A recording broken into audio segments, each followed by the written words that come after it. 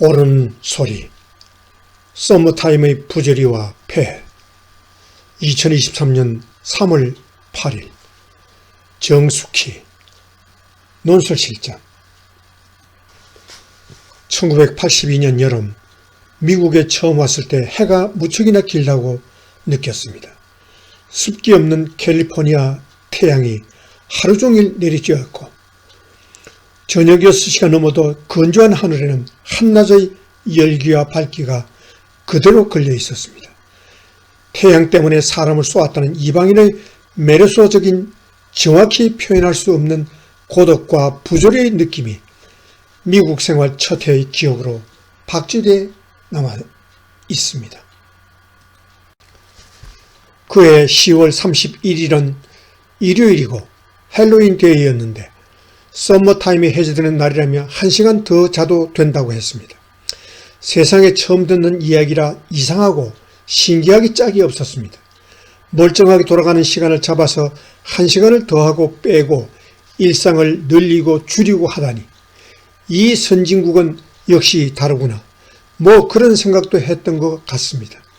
당시 한국은 국민소득의 1,800달러가 조금 넘은 개발도상국이었으니 아름다운 나라 미국이 하는 일은 모두 아름다워 보였던 것입니다.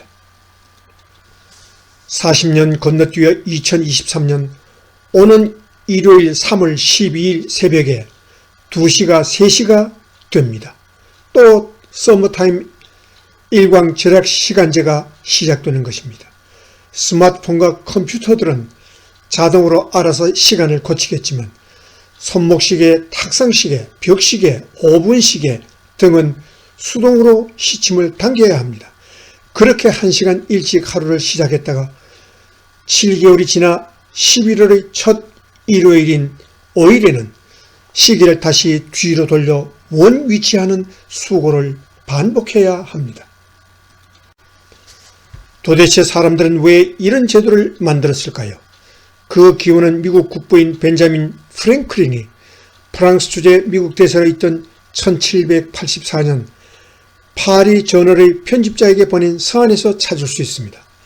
그는 아침 시간을 침대에서 빈둥거리며 보내기 아깝다며 해가 뜰 때 대포를 한 대 쏘아 파리 지엔들을 깨우면 일찍 하루를 시작하여 밤에 양초를 절약할 수 있을 것이라는 아이디어를 냈습니다. 이 아이디어를 바탕으로 실제 서머타임 시행을 주장한 사람은 그 100여 년 후 영국의 건설업자 월리엄 윌렛이었습니다. 골프를 좋아했던 그는 길어진 낮 시간의 경제효과를 주장한 저서를 1905년 출간한 다음 영국 의회의 안건을 계속 상정했지만 의회는 이를 거부했습니다. 그 내용을 받아들여 일광 절약 시간제를 최초로 시작한 나라는 독일로 1916년 1차 세계대전 중 에너지 절약을 위해 도입했습니다. 이후 유럽이 전화에 휩싸이면서 다른 나라들도 연료 절약과 신속한 군수물자 생산을 위해 잇따라 서머타임제를 도입했습니다. 미국에서는 1918년 3월 처음 시행됐습니다.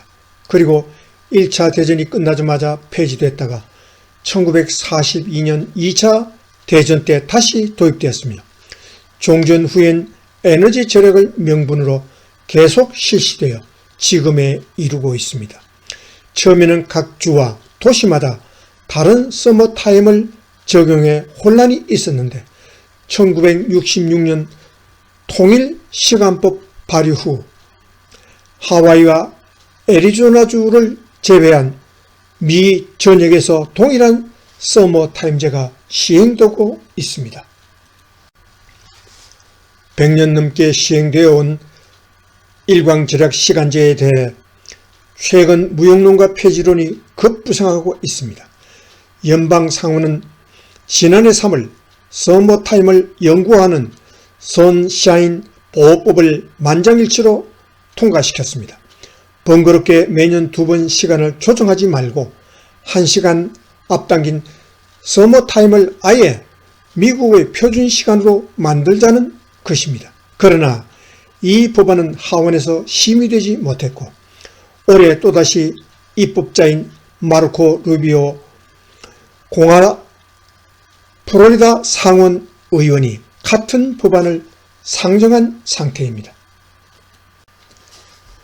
불편하고 번거로우며 피곤하기 짝이 없는 서머타임즈는 오랜 세월 동안 찬반론이 대립해 왔습니다. 찬성하는 쪽에서는 낮 시간이 길어지면 조명 등 전기 사용이 줄고 레저, 여가, 쇼핑 등 내수 경제가 늘어나 경제적 이익이 커진다고 주장합니다. 소매업체나 스포츠업계, 여행업계가 적극 지지하는 이유입니다. 또한 화날 때 퇴근 및 하교를 하므로 범죄 감소, 여가 시간 증가, 출퇴근 시간의 분산으로 교통체증 완화의 효과를 볼 수 있다는 것입니다.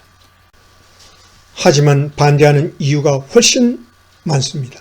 가장 중요한 것은 생체 리듬 변화에 따른 건강의 악영향입니다.